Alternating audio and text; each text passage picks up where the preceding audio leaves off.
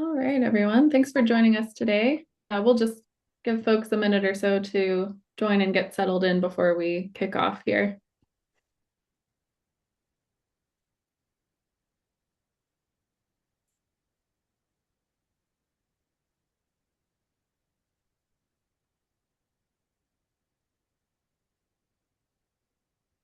All right, welcome.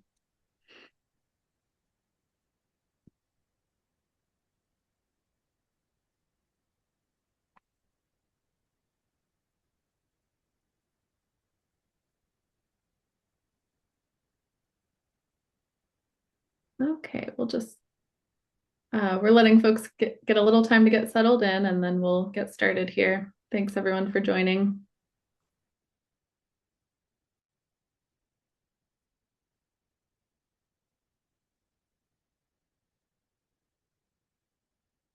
Awesome.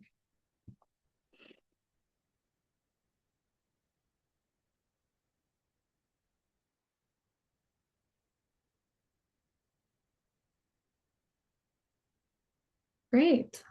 We'll just give it one more minute here.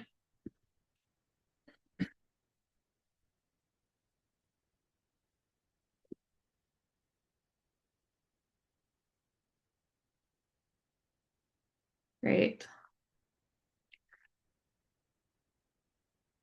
All right. Well, let's go ahead and get started. Again, we really appreciate everyone joining us today. I think we're in for a great conversation. I'm May O'Brien Scott, and I'm a principal consultant at Enterprise Knowledge. And I'm hosting the Semantic Exchange. This is our second installment of this webinar series, which is a really way we're hoping for you all to be able to interact with some of our thought leaders at Enterprise Knowledge. EK is a knowledge management consultancy. So our work is focused in content, AI readiness, semantics, semantic engineering, graph. We kind of span the full spectrum of knowledge management work from strategy all the way through implementation. So we've got some great experiences to share with you, especially as we know many organizations are having to answer the question, am I ready for AI? How do I get ready for AI? And so today we have Emily Crockett joining us. She is one of our senior content engineers and an expert in this space. So we'll get to hear from her on her recent piece explicitly on how to get your content ready for AI. We will open this up for questions. So we would love for this to be a very interactive session. We'll have a Q&A option as part of this Zoom webinar. So please feel free to drop in your questions there. We'll get to them throughout this time that we have together today as we go. But first, we'll hear a little bit from Emily, just giving us an overview of her thought leadership piece. And then please feel free to drop in any questions that you have, and we'll get into that. So thanks again, everyone. And Emily, I'll hand it over to you now. Thanks, Sarah May. Alrighty, so I'll go ahead and pull the blog up here. Just in case you all haven't seen it yet and didn't know, this is kind of grounded in a blog that Tatiana and I wrote last fall around how to ensure that your content is AI ready. So one thing that I think is important to ground here and kind of to start off is to think about what actually is AI ready content. I'm going to cheat a little bit to go to another blog that we just wrote with my colleague Elliot around, again, what is enterprise AI? How does this actually look in practice? And I think important thing here is enterprise AI ready content is machine readable. The machine, the AI needs to actually be able to understand and interpret the content meaningfully.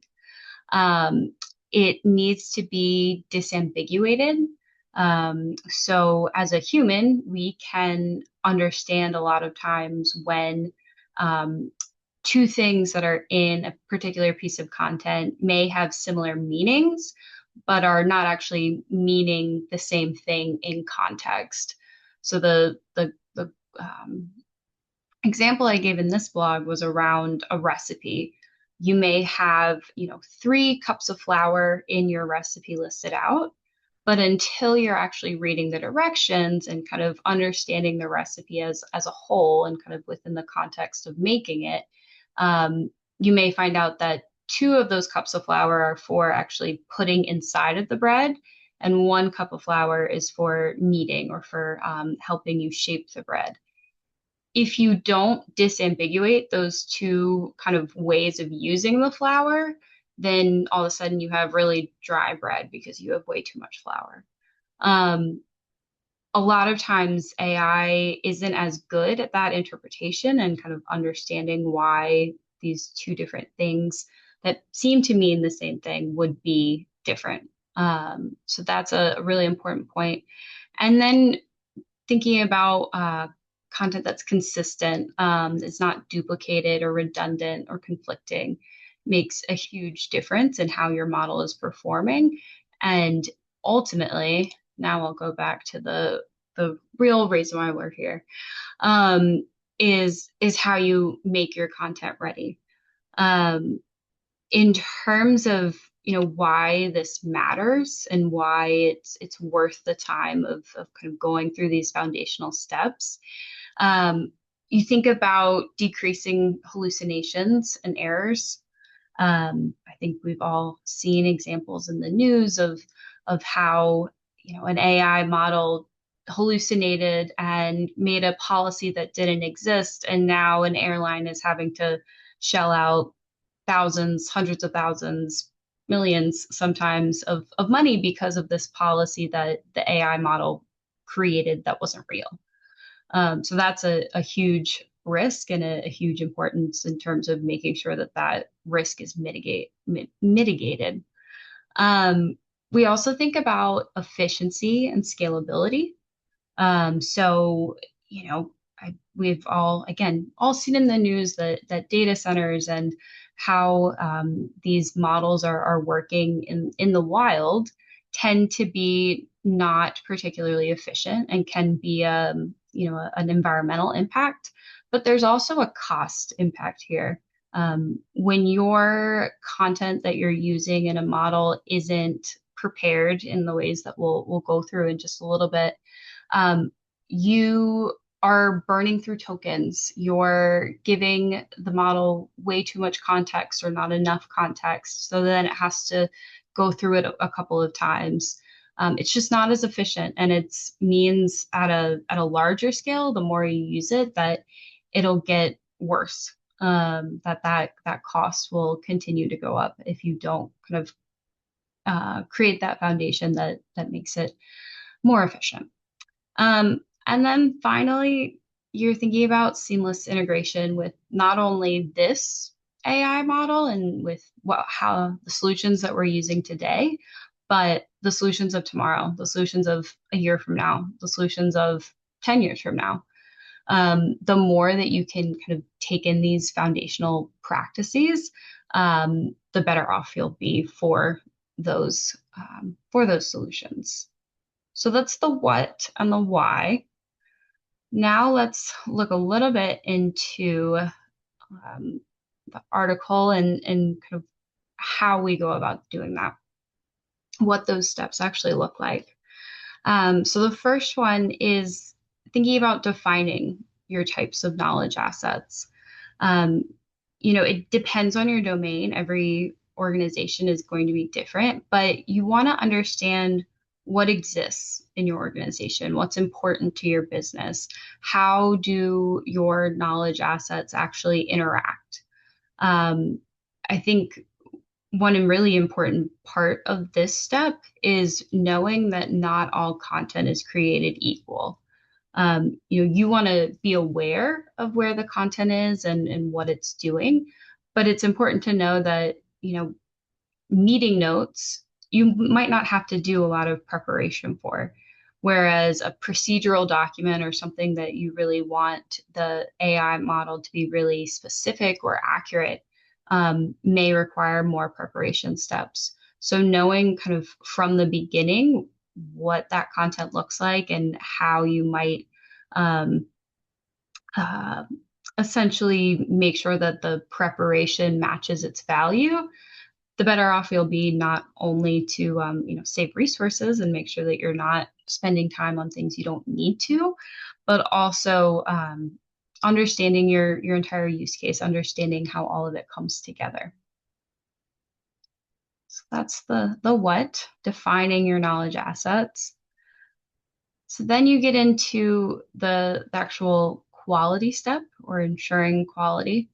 Um, I think a lot of times this is the one that can make or break an AI implementation. It's the one that can kind of make or break an organization in terms of I put this in a couple of different ways: garbage in, garbage out, steady foundation, steady house. At the end of the day, what you put into the model is going to influence what you get out of it. Um, if you put bad content into your model, there are only so many ways that the AI model can actually state it at that point. Certainly, there are ways that it's kind of determined, maybe don't pay attention to this or don't pay attention to that. But at the end of the day, that garbage in, garbage out that was introduced, I think, by IBM in the 70s, is still true today. So you really have to think about, what that looks like. How do you go about cleaning things up? Um, and I think the other thing to think about is that not only is this a one-time thing of cleaning up content once and then you're done, but knowing that content continues to expand, particularly with generative AI and the kind of democratization of content creation, it's so much easier to see your knowledge assets rise at an exponential rate. But then you have to think about, all right, how are we planning for that? How are we actually continuing to make sure that quality persists? And also to think about, what are you solving for with your AI solutions, your AI models? What is the keystone content? Again, kind of going back to that point from before of not all content is created equal. So when you have that much more content to go through, how do you actually solve for the solutions that you're wanting to solve for? So that's the content quality of a bit of it. Um, as a content engineer, I really am a fan of structuring content and making sure that you're applying tags and semantic structures to actually improve how the AI is retrieving different parts of documents and pieces of content. We actually were just doing something recently with a client where we found that if you structure things and if you give those semantic meanings to the smaller components of content, that the AI model was faster. It was able to kind of reason through the user query faster, and it was more accurate, and ultimately was more satisfactory of a response for the end user. So structuring, while I will admit not important for every kind of content, can really make a huge difference in um, how you're getting value out of your AI model. So then step three, once you know what your content is, you know what your knowledge assets are, you've started to clean them up so they're ready for whatever solution or use case that you're starting with. The third thing that we think about here is filling the gaps. Um, while I think the last one that we just talked about can be the make or break, I think filling the gaps a lot of time is the hardest one, um, because not only are you identifying the gap and identifying how to fill it, which sometimes can be not immediately obvious in the way that quality issues may be. You also have to think about, again, that sustainability aspect. What does um, what does this look like in the future? How do you identify why the gaps occurred, and how you'll avoid it in the future?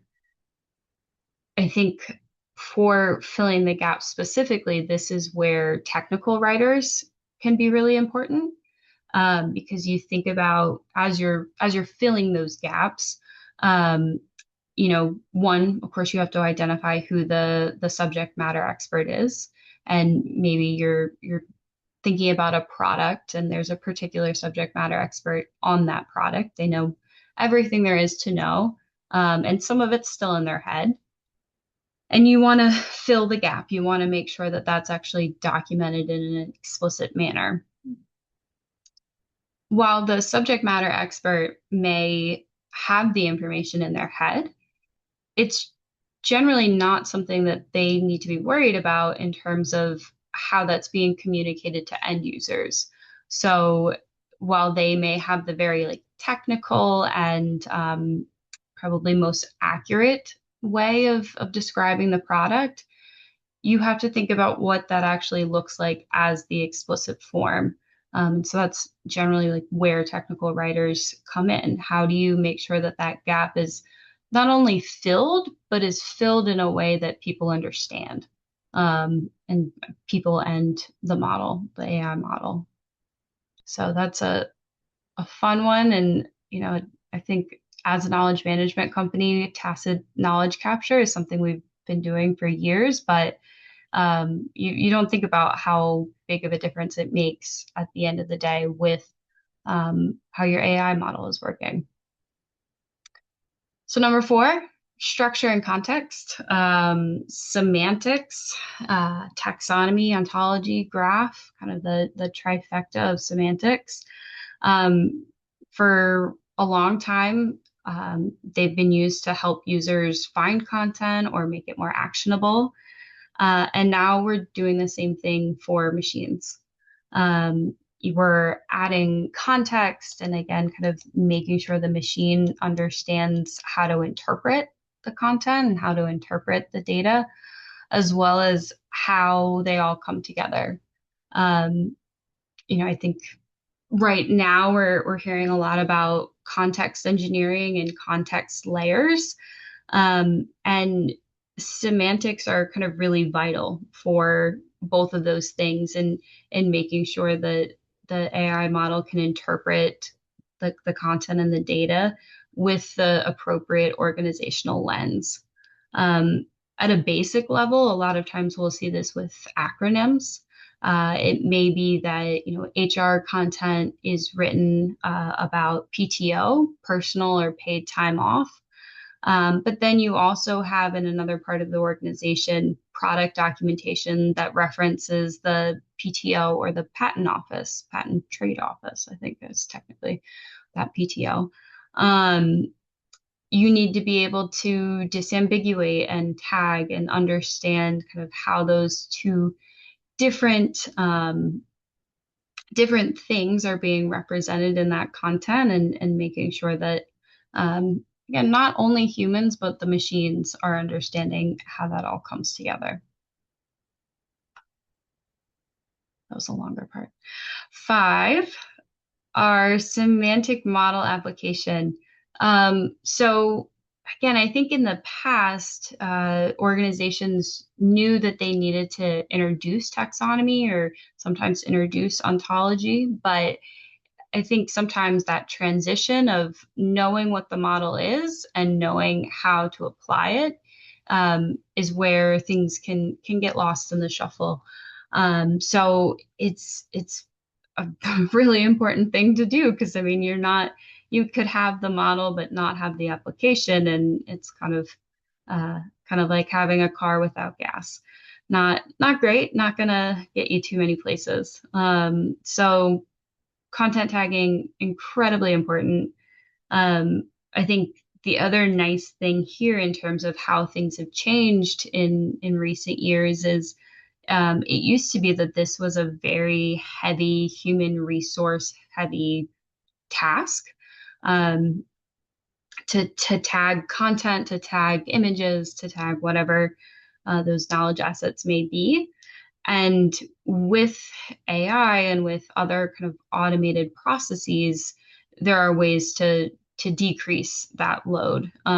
So auto tagging and using natural language processing, any number of things that you can use. I also like this one that we have here in terms of using auto tagging and then having it be a human in the loop process. So an AI model can cover a lot of it, but the human still has agency or ownership over it and making sure that it's correct and making sure that it continues to be helpful. And then these last two, unified entitlements, for a long time, I think it's been, if they can't find it, it doesn't necessarily matter if they can access it. And that doesn't scale in the age of AI. You again hear of these situations where people are being introduced to content that they shouldn't have access to. And then it's a really large organizational risk. So important to address not only how content is being accessed, but also that it's being accessed kind of in a systematic way, in a unified way. And then finally, governance. I think this is a lot of organizations' favorite word, said very sarcastically. Not the most fun thing of these steps, but incredibly important for sustainability and making sure that, again, you don't have to do this over and over, that it's, you don't have to come back and recreate the wheel. If you have your content governance, your taxonomy, your semantic governance, and your AI governance kind of all working together, you can make sure that this is a sustainable life cycle, a sustainable process across the organization. So that is my blog. That's great, Emily. Yeah. Yeah, it's really nice to hear you go through this full piece, and there's so much packed in there. We will open it up to any questions that our attendees have. So again, please feel free to use the Q&A function that we have here to pop in any questions that you have, and we'll be sure to go through those. One I'm seeing here is around AI use cases. So Emily, I think that goes back towards the beginning of where you started in defining what is important in terms of content to focus on for AI. But even a little bit ahead of that, the question is, how do you prioritize which AI use cases to support first, especially when content is scattered across the enterprise? Yeah, so I think a lot of this comes back to what your organization values, and what would make the biggest difference to your organization. So typically when we approach this problem with organizations, we'll look at, what is the quickest win, or what will deliver the most value. And sometimes those are the same, sometimes they're not. But I think oftentimes if you can identify like a very frustrating part of a user's journey and how they're kind of interacting within the organization, one, you get a lot of buy-in from those users and making sure that they're happy, but also you kind of create a like a precedent or a very tangible way to show executives and other, more people that hold the budget and the purse strings, that what you're doing is worth it and how you might go about and scale the actual solution. So those tend to be the two things that we focus on. Yeah, that makes sense. And I think we've also seen something, I'll just add to this, is the sort of domain or topic of the content really makes a difference too, as we're seeing that generative AI, the existing LLM models out there, know a lot more about more general concepts. So we've seen a lot of success with focusing with our clients in on that content that is more specific to their IP and their, unique products or things like that that may not be as known by the LLM. So putting more effort in those spaces, I think makes a lot of sense. What do you think, Emily? Yeah, absolutely. I one of the organizations that we worked with, it's interesting because what we ended up doing with them was around kind of semantic search and onboarding and making sure that as they were onboarding vendors, that they could easily access that information. And while some of it was kind of more generalized content that the LLM was able to spit out immediately, it wasn't until that we kind of gave it that organizational context and those really important um, specific pieces that really like kind of turned the corner for the employee that it created a huge difference, almost like 200% increase in satisfaction scores. So 100% agree that focusing in on what's specific to your organization can make a huge difference. Yeah, that's a great example. We do have another question here, and this is in terms of approaches. And I was thinking about this as you were talking through the governance piece too, since we have, Mm. AI processes and means of automation increasingly at our fingertips, that makes that governance process a little bit less painful, which is great to see. But in terms of content cleanup and tacit knowledge capture, this question is, how have LLMs and generative AI changed approaches for content cleanups and tacit knowledge capture? Yeah, absolutely. So I think we have so many more tools at our disposal now because of LLMs and generative AI.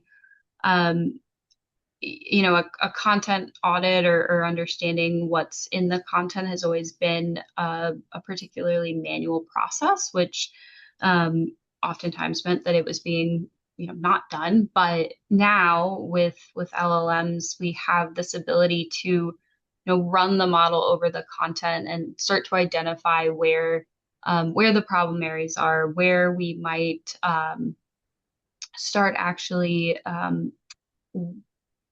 fill the gaps, fill those tacit knowledge pieces. And then also when we think about actually transforming the content, so if you can tell the model, give it the context that here's, our style guide, here's the content, here's an example of how we might change from this kind of older piece to a more prepared version. Take a, you know, take a stab, for lack of a better word, at transforming the content and then having that human in the loop piece to say, yes, this is good. No, this is not exactly what I wanted. But just making it a little bit faster. That's great. Yeah, really great to hear about that. Um, and that leads actually into this question that we're getting now around content quality and measuring that. And this, I think, will be our last question of this session. So, how do you measure content quality in a way that's meaningful for AI performance? How do you know that you've gotten your content ready, that the approaches are right that you've put in place here? Yeah. So what we use at EK is the 5 Cs. Correct. So making sure that your content is, factually accurate, logically sound, very important. Um, and then it also goes for the responses that you get from the AI. So kind of both sides of that, of making sure that, the answers are correct. Complete, making sure that it's holistic, doesn't have any gaps, consistent, making sure that things say the same thing. That a lot of times leads to those hallucination issues. So making sure that that is, you know, good across the corpus and also across the answers that you're getting. Compliant, making sure that it's aligned with organizational policies and also those unified entitlements. And then really just thinking about, sorry, contextual. That's the last one.